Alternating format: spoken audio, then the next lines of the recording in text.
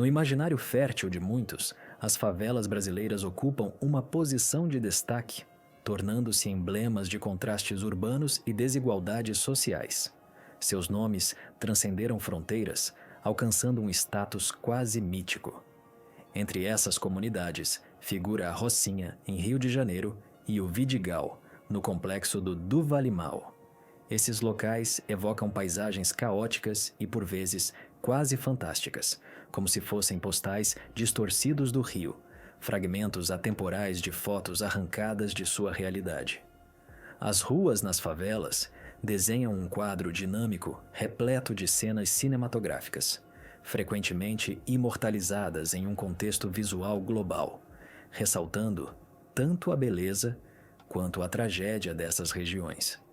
Em São Paulo, temos a favela denominada Paraisópolis, um verdadeiro cidade dentro da cidade, como uma realidade paralela espremida entre arranha-céus brilhantes e luxuosos condomínios de bairros abastados. Salvador abriga Calabar, um espaço singular onde história, cultura e contradições sociais se entrelaçam. No Recife, temos a favela Teimoso, enquanto em Belo Horizonte, a aglomerada da Serra é um exemplo de conjunto habitacional, com cada uma dessas comunidades contando com sua própria narrativa, contrastes e marcas que o destino deixou em seus habitantes. Cada uma dessas favelas não é apenas um lar, mas um repositório de inúmeras histórias, testemunhando batalhas, conquistas e reveses. Essas comunidades são constantemente retratadas em fotografias, objeto de estudo e reportagens, emblemáticas tanto de sucessos quanto de fracassos. Elas frequentemente aparecem em tramas de populares séries da Netflix e em documentários da BBC, além de figurarem em discursos de políticos que, mesmo distantes, utilizam essas imagens para abordar diversas questões sociais e econômicas. No entanto, no vasto universo das favelas, há uma, em particular, que permanece quase ignorada, vivendo na sombra, longe dos olhares da maioria das pessoas. Esta favela não está oculta nas colinas do Rio de Janeiro, não se perde nos labirintos de concreto de São Paulo e nem se afoga em matas de mangue poluídas, sufocadas por lixo, ratos e o esquecimento. Trata-se da Vila Gilda, situada na cidade de Santos, construída de tábuas, estacas e superação, permanecendo quase invisível para a maior parte da população. Esse complexo de madeira podre é um labirinto habitável, onde convivem mais de 20.000 pessoas. A maior parte deles vive em condições que os colocam à beira de um fio tênue entre a vida e a morte. A formação dessa comunidade peculiar parece ter surgido de repente, em meio ao caos e à necessidade. Mas por que esse lugar surgiu e por que, apesar de sua proximidade com o centro urbano, ainda é visto como uma parte estranha da realidade, como se pertencesse a um universo onde as regras e as leis são completamente diferentes. Então, hoje, buscaremos não apenas explorar as características externas deste local, mas também mergulhar em sua essência, compreender como as pessoas vivem ali e por que é tão difícil imaginar que em apenas 2 ou 3 minutos de distância estão regiões muito mais prósperas. A Vila Gilda ocupa uma área da cidade de Santos, que se localiza na costa do estado de São Paulo, na região sudeste do Brasil. Essa cidade é conhecida por seus belos jardins à beira-mar, seu movimentado porto e seus bairros repletos de turistas como Gonzaga, onde se encontram shoppings, hotéis e condomínios luxuosos. Contudo, a Vila Gilda é um lugar completamente distinto, situado na fronteira com o vizinho município de São Vicente. Nesse local, o brilho turístico cede espaço a pequenos casebres sobre estacas, ruas empoeiradas, o odor de esgoto a céu aberto e a total falta de infraestrutura comum. No coração dessa região, flui o rio Ribeira da Praia, que outrora era um pântano coberto de mangue, agora transformado em canal, trazendo à tona um mundo à parte, uma realidade paralela onde a fronteira entre a cidade e a natureza se dissolve, dando lugar a uma coletividade que vive sob suas próprias leis. Tudo ao redor parece frágil e temporário. A energia elétrica é obtida através de ligações clandestinas, frequentemente feitas à noite, a revelia. A água chega em recipientes simples ou por caminhões-pipa, enquanto o esgoto flui diretamente para o rio sem pensar nas consequências. E apesar de tudo, nessas circunstâncias, milhares de pessoas a cada manhã colocam seus sapatos de trabalho e sandálias, dando início a mais um dia, imersos no ritmo das marés, que incansavelmente alteram os níveis das águas. Mas como começou tudo isso? Quem decidiu que se poderia viver sobre as águas em um lugar tão inusitado e arriscado? A resposta remonta-se a um passado distante, que teve início com um projeto governamental que mudaria a trajetória desta área. A história de como essa comunidade se estabeleceu é uma narrativa de transformações e de pessoas que não temeram traçar seu caminho sob as condições mais desafiadoras. Tudo começou na década de 50 do século passado, quando foi construída uma represa aqui, com o intuito de conter as águas manguezais e desidratar o solo que antes frequentemente se inundava com as marés e tempestades. A ideia era construir canais de drenagem, preparar o terreno para o desenvolvimento urbano e criar condições propícias à construção de áreas residenciais. Contudo, o efeito resultante foi muito mais significativo do que o esperado. A represa formou uma linha elevada que separou as águas do rio das áreas alagadas. De um lado, a correnteza. Do outro, um bairro operário em ascensão, que começou a se formar. Logo, como acontece frequentemente, a área, abandonada à própria sorte e descaso das autoridades, tornou-se um local atrativo para aqueles que buscavam abrigo ou uma oportunidade de trabalho. No início da década de 60, as primeiras cabanas surgiram, moradias simples erguidas de materiais improvisados. Essas construções modestas foram criadas por várias famílias sem acesso à habitação oficial ou a opções legítimas para regularizar sua posse de terras. Elas utilizaram o pequeno pedaço de terra que lhes estava disponível para erguer um teto e um abrigo. As famílias que ali se estabeleceram eram de origens diversas. Algumas vieram de áreas vizinhas, como Matadouro, um antigo bairro operário nas proximidades. Outras, oriundas de regiões mais pobres da própria cidade, eram migrantes de estados vizinhos, como Minas Gerais e Bahia, que chegaram em busca de trabalho no Porto de Santos, na pesca ou nas obras. Porém, os altos custos de aluguel, a escassez de moradias acessíveis e a impossibilidade de formalizar a posse tornavam suas situações extremamente vulneráveis. A única saída era improvisar, construindo casas com o que conseguiam encontrar. Primeiro, surgiram os casebres em terra firme. Então, quando os terrenos disponíveis se esgotaram, os moradores começaram a erguer casas sobre estacas, adentrando cada vez mais os manguezais. Cada nova moradia era feita de materiais crus, como tábuas velhas, chapas de metal, compensados e lonas, sem fundações ou planos aprovados. Quanto mais frágil era a construção, mais distante se localizava da margem. Gradualmente, a represa se expandiu, tábua por tábua, transformando-se em uma cidade flutuante, onde cada edificação fazia parte desse peculiar assentamento. Nas décadas de 70 e 80, o assentamento se consolidou, tornando-se uma comunidade autônoma. A cidade de Santos continuou a se expandir, suas construções se alastrando em direção às fronteiras. No entanto, suas periferias se aprofundavam cada vez mais no pântano de mangue. A represa, que outrora se integrava num projeto governamental, se tornou um símbolo do esquecimento, um lugar que não aparecia nos mapas, mas que abrigava milhares de pessoas. Tudo ali estava fora da lei, além das regulamentações oficiais e do controle. Frequentemente, essas terras não possuíam um proprietário reconhecido, e assim, a ausência de planejamento e de suporte constante, aliado a uma infraestrutura inexistente, resultaram em um território caótico. O bairro, conhecido como Vila Gilda, foi se transformando no que é hoje, a maior favela de palafitas da América Latina.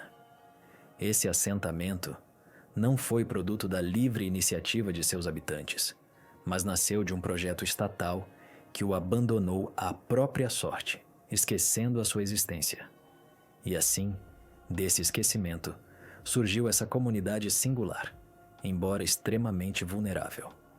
A vida cotidiana de seus moradores é uma luta constante, que se assemelha a caminhar em um campo minado. E em vez de minas, o que se encontram são madeiras em decomposição e uma infraestrutura ruída. As casas, erguidas sobre estacas de madeira fincadas em meio às plantas de mangue, parecem estar à beira do colapso a qualquer momento. A paisagem é frágil.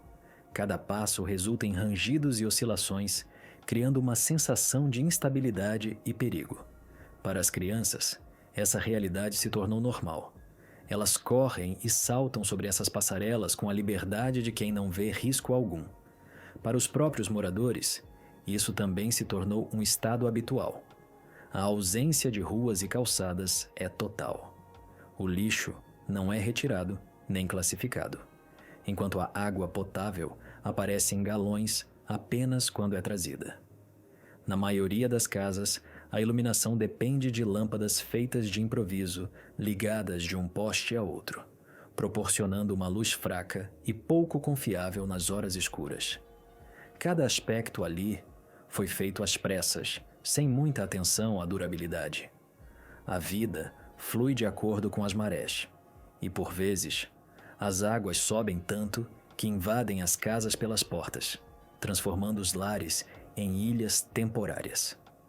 O esgoto funciona como um sistema aberto que volta a emergir por fendas nas passarelas, criando uma ameaça constante de proliferação de doenças. Alguns moradores amarram móveis às paredes para não perdê-los em enchentes, enquanto outros elevam o piso com cimento e tijolos, na esperança de proteger seus lares contra a próxima maré. E mesmo assim, apesar de tantas dificuldades, essa comunidade encontra formas de se adaptar e apoiar mutuamente. Ali, existe até mesmo um pequeno mercado, um bar local e um salão de beleza improvisado, e os vizinhos frequentemente ajudam uns aos outros a consertar as passarelas ou compartilham itens essenciais, seja um balde de água ou um botijão de gás. A solidariedade se torna a única força que os mantém longe do completo esquecimento e do colapso total, pois o governo os abandonou há muito. Apenas aqueles que vivem ali compreendem realmente o que significa acordar com a preocupação de que uma forte chuva possa destruir tudo o que construíram, mas continuam a viver, sem se render. Um aspecto crítico que essa região enfrenta é a infraestrutura precária e as ameaças ecológicas constantes. As questões estruturais são alarmantes e exigem atenção especial. A falta de condições sanitárias básicas não é apenas uma fonte de mau cheiro e sujeira, mas também causa de doenças recorrentes. Quando águas contaminadas inundam os lares, surtos de diarreia, doenças parasitárias e leptospirose se tornam habituais. E não é necessário um furacão ou temporal para que tudo se torne um caos. Uma chuva moderada é o suficiente para que calçadas se transformem em verdadeiros canais e a represa em barcos à deriva. As crianças, nessas situações, tornam-se alvos fáceis para as infecções e sujeira. A água do rio sobe, o lixo obstrui os esgotos e algumas partes se tornam ilhas isoladas, retendo os moradores por horas ou até mesmo por um dia inteiro. Além disso, o solo onde as casas estão erguidas não favorece a permanência. Antigamente, eram áreas de mangue. O terreno é macio, salgado e úmido, tendendo a absorver tudo que nele se encontra. As casas construídas sobre estacas de madeira, com o tempo, começam a afundar. Dentro do coração da cidade, em um setor que os moradores chamam de deserto, existe uma camada social que permanece oculta dos olhares da maioria. Esse lugar parece viver uma vida à parte, invisível para as estruturas e sistemas oficiais. Na maior parte dos mapas da cidade, que foram feitos para conveniência e orientação, essa parte não aparece. não é apenas um erro ou omissão, mas um fator real que influencia as vidas das pessoas que ali habitam. A falta de designação oficial significa que essa microárea não possui um nome, não tem endereços fixos e não está registrada em bancos de dados públicos, resultando na ausência de supervisão centralizada sobre a situação local. Consequentemente, os sistemas destinados a ajudar e apoiar a população simplesmente não funcionam ou operam com grande ineficiência. Naquela área, as casas são referenciadas apenas por códigos postais, enquanto as crianças passam meses esperando uma vaga em creches, pois o sistema não reconhece seu endereço real. As ruas carecem de nomes, enquanto os documentos dos moradores trazem localizações inventadas ou incorretas, como se essas pessoas não existissem. Em outras palavras, essa parte da cidade que na prática integra a estrutura urbana, oficialmente não é considerada cidade. Nos jornais locais, essa região é rotulada de selvagem, esquecida e desconectada da civilização. E ao refletir sobre isso, não se trata de uma hipérbole. Enquanto nos bairros ricos de Santos, onde se localizam residências luxuosas, há hospitais, escolas e uma rede de transportes desenvolvida ao alcance de todos, nessa área, tudo é diferente. Serviços essenciais para uma vida digna frequentemente são inacessíveis ou incertos. A diferença na qualidade de vida é visível nas estatísticas.